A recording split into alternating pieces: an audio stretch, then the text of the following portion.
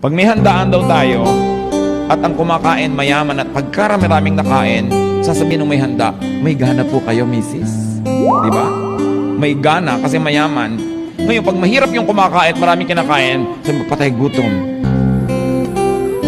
Pareho lang na may kinakain yon, pero yung iba yung paningin mo sa mayaman at saka sa mahirap. That is oppressive.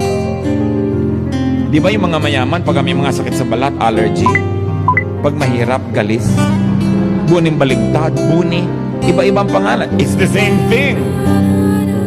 But then we oppress people who are weak or weaker than we are. And that's what the Lord hates. The Bible hates oppression. So mas mahirap ang tao, mas mukhang walang ranggo, mas mukhang walang sinasabi sa buhay, mas irerespeto mo. Kasi mas manipis yun. Mas maramdamin. Mas nasasaktan. Ang puso ng Diyos ay para sa mga api at mga